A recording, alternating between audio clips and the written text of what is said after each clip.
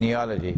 Nah sebenarnya kalau ngomongin Imam Mahdi, banyak banget versi-versi yang ngomongin tentang ciri-ciri Imam Mahdi. Jadi gua pun saat cari-cari sumbernya pun banyak nemu yang macam-macam lah. Sumber yang paling detail merupakan sumber Syiah tentang Imam Mahdi. Jadi kalau sumber Syiah itu bener-bener detail, sampai tahu begini begitu dia sampai tahu bahkan sampai tinggal di mana. Kalau kata orang Syiah, Imam Mahdi itu orang Arab, tapi dia bakal memimpin nanti dari kota Kufa. Kota Kufa ini merupakan kota di Irak, kotanya orang-orang Syiah. Kota Kufa itu kota dekat kota Karbala.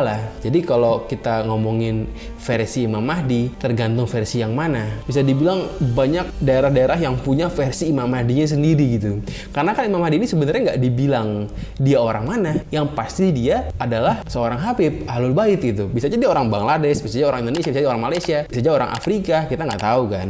Tapi dari sumber yang paling gue percaya, dibilang bahwa Imam Mahdi ini merupakan orang Yastrib, orang Madinah. Jadi nanti Raja Saudi pada zamannya Imam Mahdi itu bakal ngelihat bahwa Imam Mahdi ini sebagai ancaman yang bakal ngancam posisi dia sebagai penguasa. So, Raja Saudi nanti bakal cari cara bagaimanapun caranya buat ngebunuh Imam Mahdi. Dan ini ngebuat Imam Mahdi bakalan takut dan akhirnya dari Madinah pindah ke Mekah. Kenapa? Karena di Mekah itu seharusnya tidak boleh ada kekerasan. Jadi dia akan ngerasa aman kalau dia tinggal di Mekah. Meskipun dikatakan juga bahwa nanti meskipun dia udah pindah ke Mekah, militernya Saudi pun bakal tetap nyerang Mekah juga. Ini kita nggak tahu sebenarnya Saudi atau bukan, karena yang pasti intinya negara di Arab Saudi. Cuman kan bisa aja bukan Arab Saudi, kita nggak tahu kan akhir zaman gimana siapa negara nanti yang kita nggak tahu kan. Tapi ini adalah penguasa lokal di Mekah Madinah nanti akan nggak suka banget sama Imam Mahdi karena merasa terganggu kekuasaannya. Dia pasti takut kan, takut orang-orang percaya dan akhirnya mulai minta Imam Mahdi buat gantiin posisi dia. Jadi dia bakalan berusaha ngebunuh Imam Mahdi. Masalahnya pasti dia gagal. Dia pasti akan gagal dan akan tumbang, dan akhirnya Imam Mahdi akan menggantikan penguasa pada zamannya nanti.